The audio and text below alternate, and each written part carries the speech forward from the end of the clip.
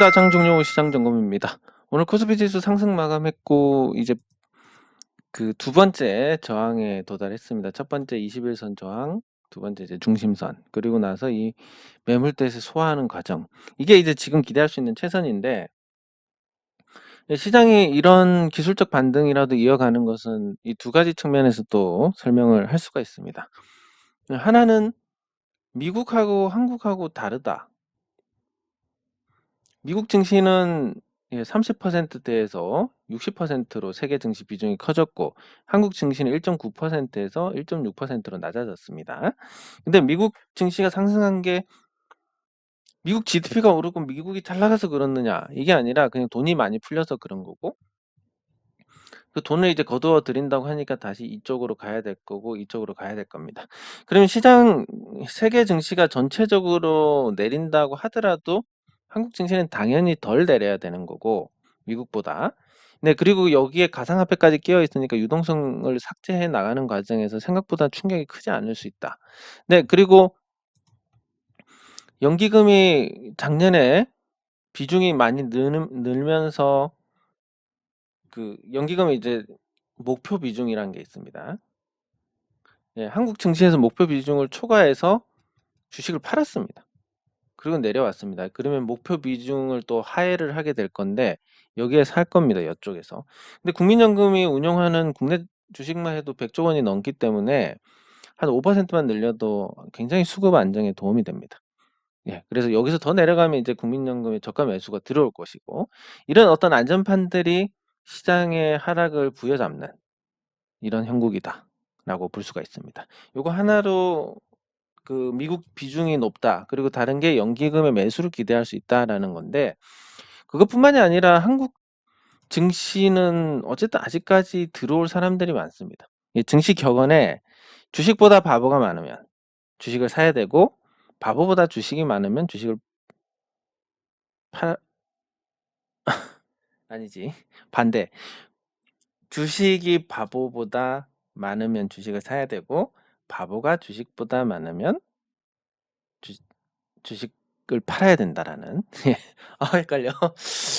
네, 그런 게 있는데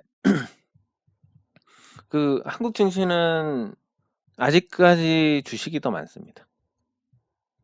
예, 왜냐면 아직까지 국내 주식 투자자들이 1000만 명입니다. 5300만 중에서. 네, 그리고 두 번째는 연기금이 아직도 국내 주식 비중이 낮습니다. 그리고 앞으로 2040년까지 연기금의 총액은 늘어나게 될 겁니다. 그 이후에 아주 기하급수적으로 고갈이 되겠지만. 네, 그래서 아직까지는 바보가 많으니까 그 주식을 사야 된다. 예, 근데 바보보다 주식이 많으면 팔아야 된다.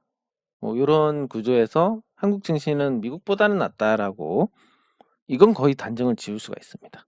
결국은 미국 증시가 상승했던 건 앞으로 저금리 기반에 앞으로 계속 고성장을 할 것이다라는 어떤 기대, 그리고 상승이 상승을 낳는 이 상상으로 인한 것인데, 상상이 먼저 깨졌고 저금리 깨지고 이제 기대감마저 깨지니까 미국 증시는 제자리로 돌아올 것이다.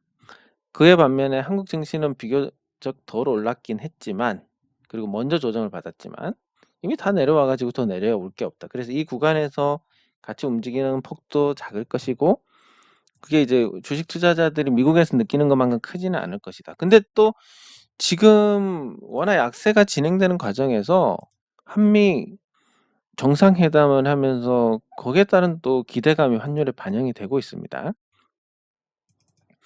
이 원달러 환율이 빠르게 안정을 찾아버리고 있는데, 물론 이 추세는 절하지만 만약에 미국이 무제한으로 이 통화 스와프를 해준다면, 그러면 달러 부족이 많이 줄어들게 됩니다. 이 통화 스와프라는 것은 이제 우리나라 돈은 미국 돈하고 같이 인정을 해주겠다라는 얘기인데, 요 교환으로. 그럼 달러가 부족하면 원화를 찍어서 미국에 주고 달러를 갖고 오면 됩니다. 즉 원화를 찍어내는 그런 효과를 가지면서 또 달러를 공급을 하게 됩니다. 일종의 유동성을 공급하는 것과 비슷한 성격을 가지게 되는데, 그러면 나중에 경제 체력과 무관하게 원화가 강세가 되면서 해외 투자한 투자자들이 이중으로 손해를 봅니다. 주식도 많이 내리고 원화는 의외로 강세라서 또 환율에서도 손해를 보게 되는 이런 이중 손실을 보게 되니까 해외 주식 투자하시는 분들, 유행 따라 가신 분들은 굉장히 낭패를 보는 그런 상황이다라고 말씀을 드릴 수 있습니다. 예, 근데 기억하실지 모르겠지만, 우리도 정말 이제 한국 주식에 투자하는 사람들이 죄인이다. 거기 하나 더 넘어가서 앞으로 한국 증시에서 양도세까지 받으면 희망이 없다.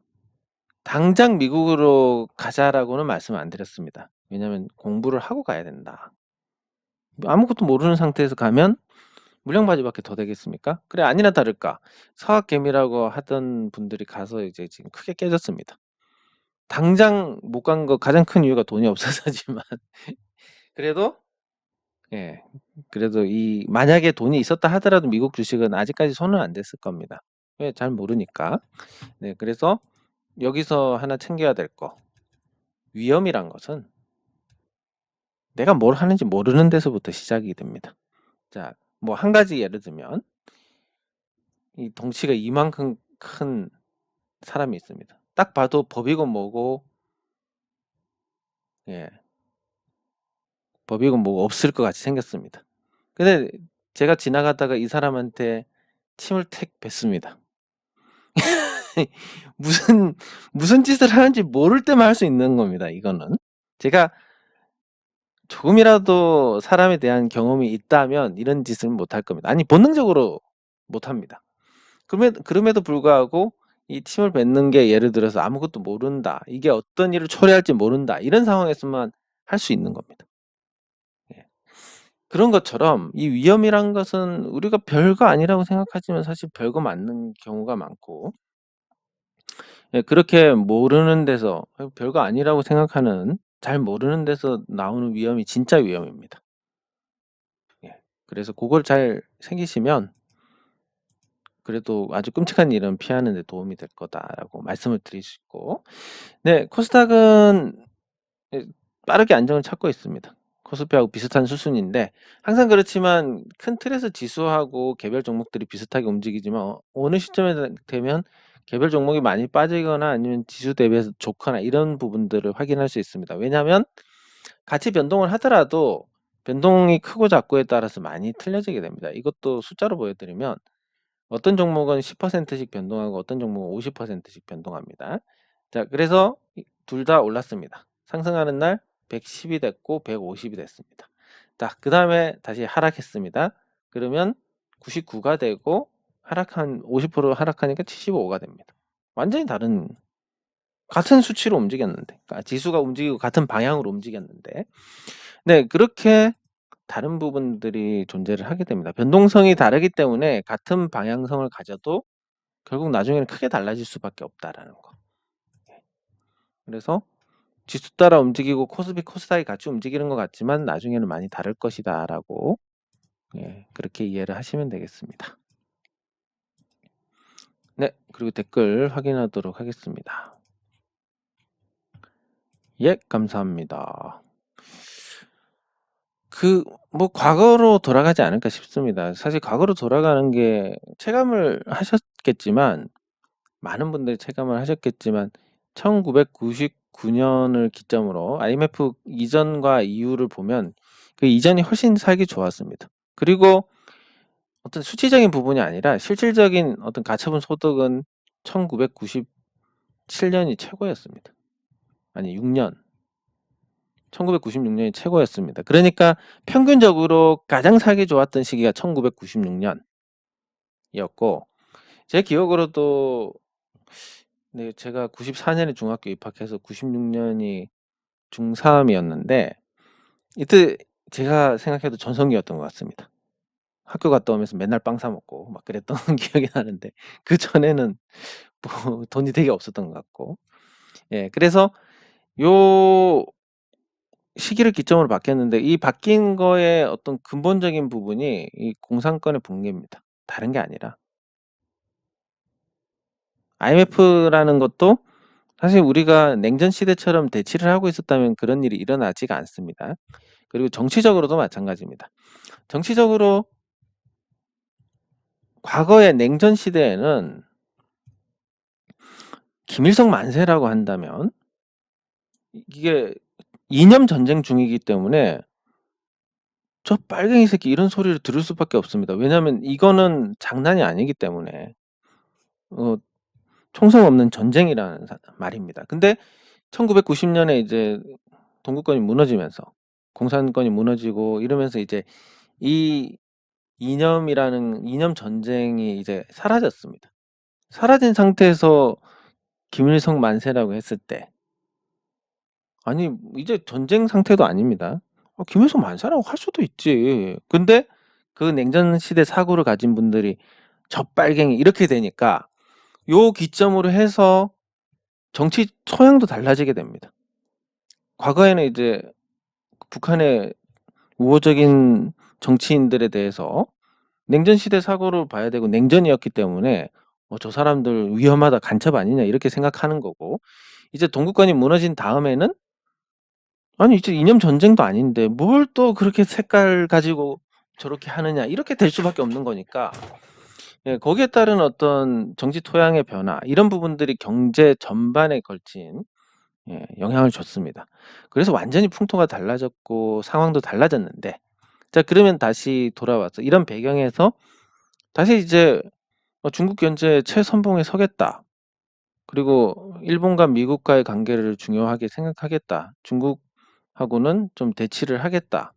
뭐 요런 쪽으로 이제 바뀌고 있습니다. 그리고 그게 뭐 대통령이 바뀌어서 이런 정책이 바뀌고 이런 게 아니라 시대의 흐름이 그렇게 바뀌고 있습니다. 우크라이나가 침공당하고 러시아가 크림반도를 강탈해 가는 걸 보고 손을 쓸 수가 없는 겁니다.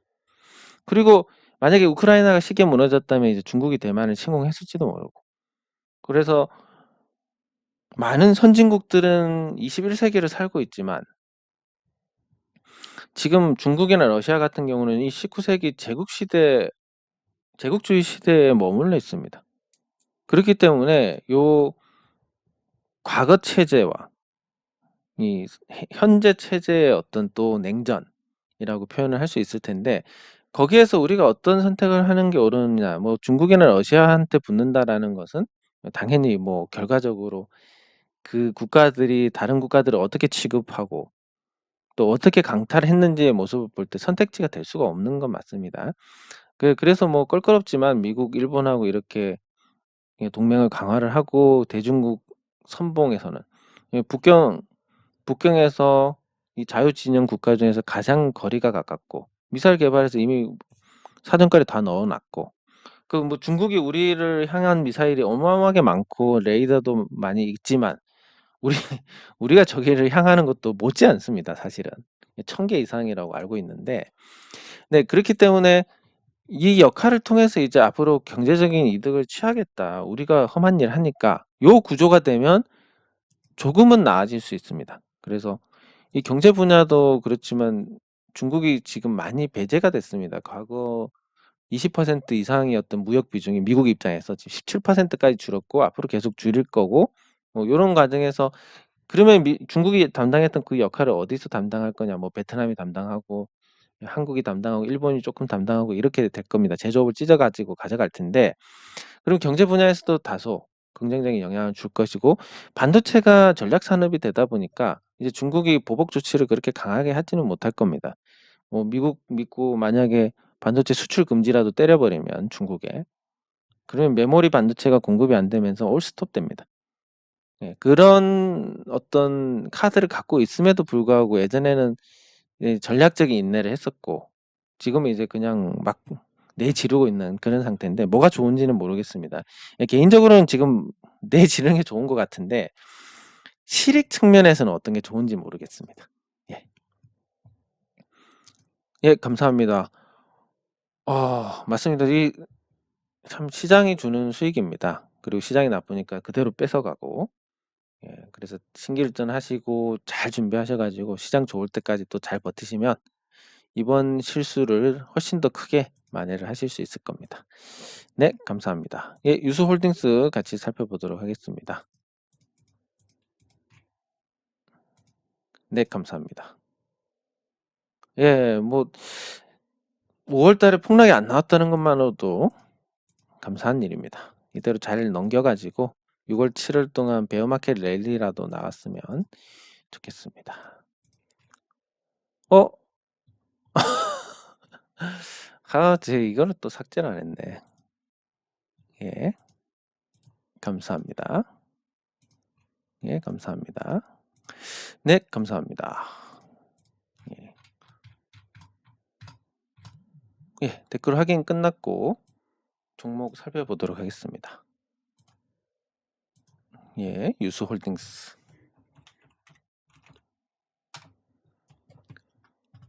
예, 유수홀딩스는 배당주로서 지금과 같은 시장에서는 다소 나은 평가를 받고 있는데 근데 이게 계속 실적도 잘 나오고 좋지만 주주 환원 정책에 대해서 적극성이 다소 떨어지는. 뭐냐면 이전에 계속 저평가를 받아왔던 게 주주 환원 정책이 미흡하다. 그래서 배당도 하고 수익이 얼마로 배당도 하고 이렇게 하지 않느냐. 이거에 그치고 있습니다. 근데 실질적으로 보면 내용이 그때보다 훨씬 더 좋은 부분도 존재를 하는데 예를 들면 매출이 늘고 있다라든지 이런 부분들. 그리고 뭐 연결 기준이 아니라 별도 기준으로 보더라도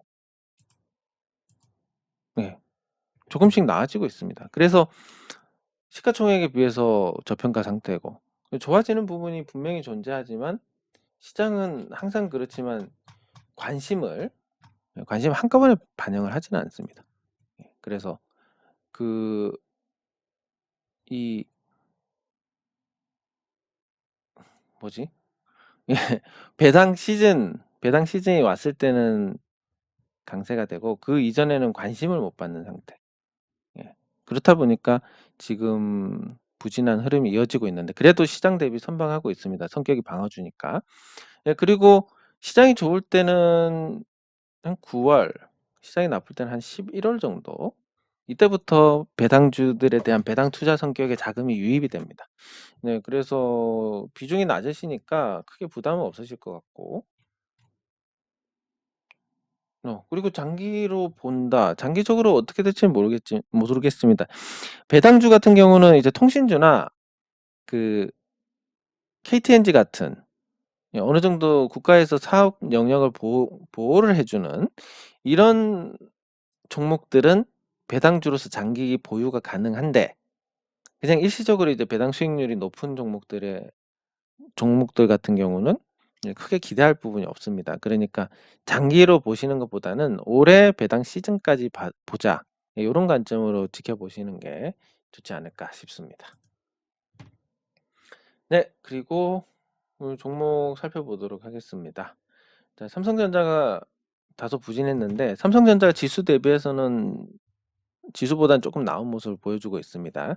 그리고 지수는 저점을 최근에 깼지만 삼성전자는 그 이전에 저점을 찍었다라는 부분.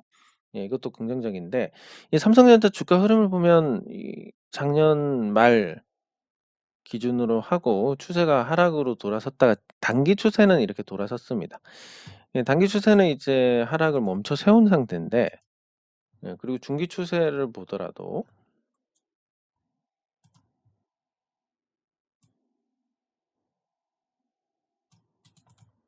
중기 추세를 보더라도 아직까지 이 추세를 극복했다라고 평가를 받을 때까지는 이거를 평가를 받을 때까지는 조금 시간이 걸리는 그런 상태고 지수가 베어마켓 랠리를 한다 이렇다 하더라도 그 기간 동안 삼성전자가 반등을 한다 해도 시장을 주도할 만한 어떤 추세 흐름을 만들지는 못할 것 같습니다.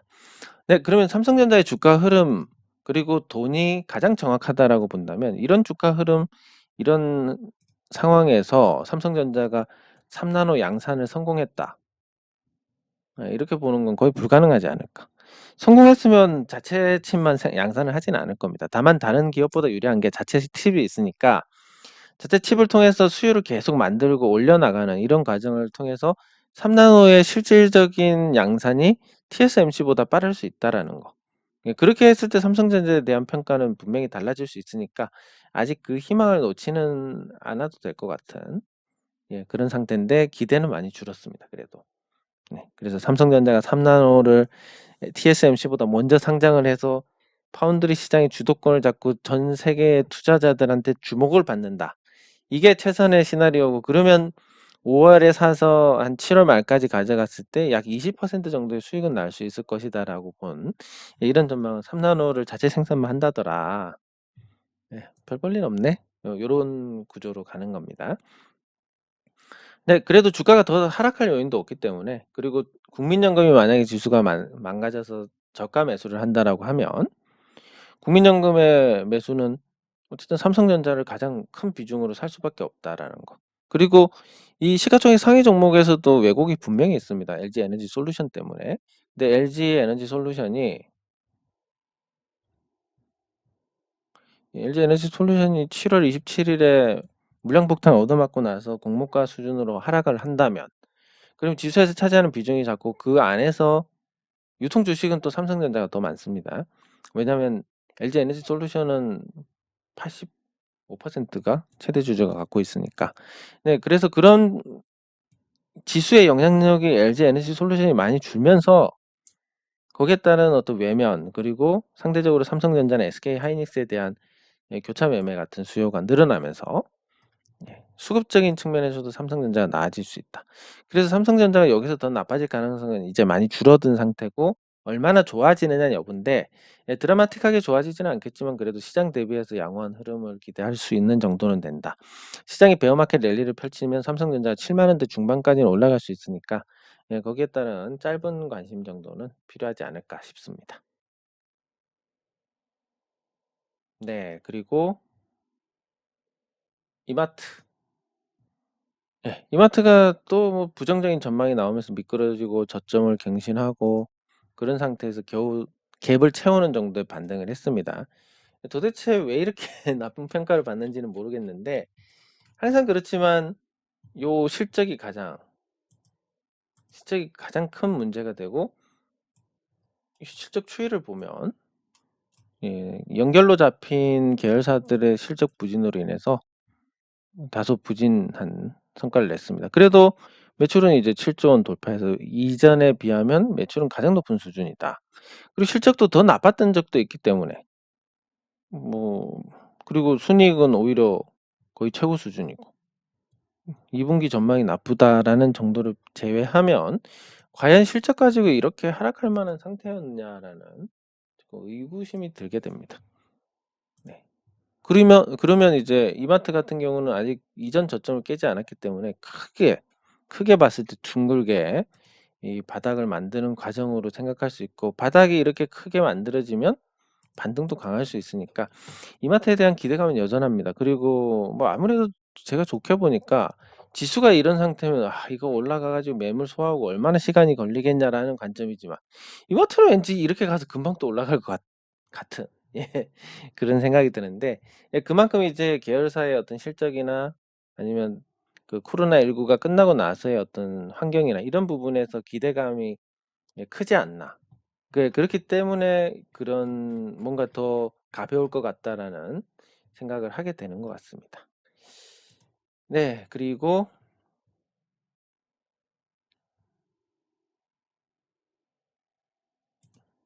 제노레이 한번 살펴보면, 제노레이는 하방에서 반등에 성공을 했습니다. 근데 그게 이 변동성 범위 하단에서 나온 어떤 반등이고, 이게 추세 자체가 올라가던 추세가 내려가는 걸로 변했기 때문에, 이전과 비교하면 이제 제노레이 주가 전망에 대해서, 물론 제노레이의 기업에 대해서는 대단히 긍정적이지만 주가 흐름에 대해서는 지금 좋은 상태에서 나쁜 상태가 됐습니다. 나쁜 상태가 됐으니까 쉽게 올라갈 거다라는 생각을 하기가 어렵습니다. 그래서 이 구간에서 또 기간 조정을 받고 가격을 잘 지키면서 에너지를 모아가는 게 최선인데, 그게 가능하냐 안 하느냐는 약 한 1-2개월 정도 이 많은 부분의 주가를 지키느냐 여부가 핵심이 될 것 같습니다. 그리고 그 사이에 그 2분기 실적이 발표가 될 거고, 그걸 분명히 좋을 것이기 때문에 기간 조정 이후에 회복하는 흐름까지 그려볼 수 있고, 그래서 지금은 재미는 없고 위에서 팔 걸 하는 좀 아쉬움이 남는 자리지만, 그리고 당장 크게 올라갈 만한 요인이 많지는 않지만 그래도 잘 버티면 지금보다는 나은 상태가 올 것이다라는 생각은 할 수 있을 겁니다. 네. 그리고 영신금속. 자, 영신금속 같은 경우는 이제 우리가 이제 물가 상승이라는 게 전방위적으로 이루어지고 있습니다. 그렇다 보니까 단순히 이 물가 상승의 어떤 에너지 가격뿐만이 아니라 그 노동 그러니까 인건비 등등 다른 비용도 걱정을 해야 되는데 과거에 보면 이제 영신금속이 많은 투자를 했고 그런 관련된 이제 뉴스들도 심심치 않게 찾아볼 수 있습니다. 여기 보시면 스마트 공장으로 제도 혁신을 꿈꾼다 이렇게 있는데 스마트 공장 관련해서는 영신금속 15년부터 공장 스마트화를 추진했고 이게 지금도 그렇습니다. 이 스마트화를 추진하면 정부에서 지원금을 50% 준다고 제가 알고 있습니다. 이게 다를 수도 있는데 그래서 자동화 설비 쪽으로 최근에 이제 공장 이전하면서 신경을 많이 쓰는 업체들이 나오고 있고 그래서 이 스마트 영신금속은 이제 2020년까지 2단계, 2023년까지 빅데이터 기반의 고도화 단계. 근데 이게 2023년이 뭐냐면 이 공장이 완공되는 시점입니다. 그래서 거의 한 10년 가까이 이 플랜을 짜고 이렇게 이어오는 자동화에 대한 공을 들이는 부분. 이런 부분은 좀 긍정적으로 봐야 되지 않나. 제가 인건비가 많이 상승하는 상황인 거에서 생각해 보니까 영신금속만큼 또 자동화가 잘 된 공장을 찾기 어렵더라. 그래서 이게 1분기에 생각보다는 괜찮은 실적이 나오지 않았나 이렇게 추정을 해볼 수가 있습니다. 어쨌든 1분기 실적으로 편하게 이제 지켜볼 수 있게 됐으니까 편하게 지켜보다가 혹시라도 또 좋은 소식이 나오면 아직 차트도 뭐 죽은 것도 아니고 기대를 걸어볼 만한 상황이고 그리고 뭐 조금 이제 주주로서 이제 조금 더 뭐 실적이나 자산의 활용도를 높일 수 있는 부분들을 뭐 계속 제안을 하고 뭐 안 받으면 할 수 없고 하지만 뭐 그런 쪽으로 이제 잘 하고 있는 것 같습니다.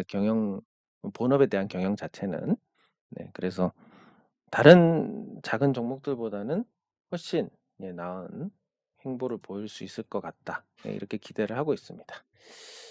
그리고 제놀루션 1분기에 아주 발군의 실적을 냈고 그게 이제 점점 이 순자산 가치가 시가총액에 가까워지고 있습니다. 불과 이제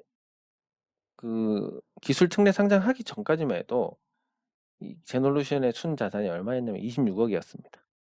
26억인데 상장하면서 이제 613억이 됐고 근데 이 613억 중에서 영업이익이 540억이었습니다. 그리고 계속 실적을 내서 지금의 순자산은 927억까지 늘었습니다. 26억짜리가 불과 3년 만에 한 40배 정도 성장을 했습니다. 그리고 이 40배 성장하는 데 있어서 가장 큰 역할을 했던 게 뭐 상장도 아니고 실적이었습니다.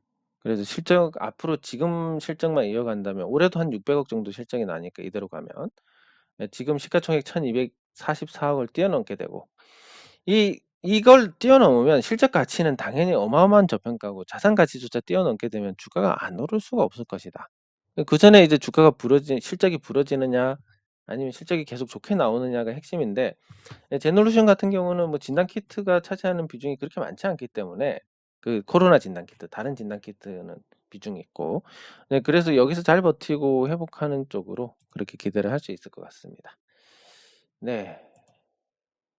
그리고 인터로조도 시장 대비해서 지금 선방은 하고 있습니다. 고점 대비해서 많이 부러진 것도 아니고 이렇게 큰 추세는 계속 타고 올라가는데 인터로조가 코로나 때문에 수요가 감소할 것이다. 일본 시장에서 진출이 늦어지고 있다.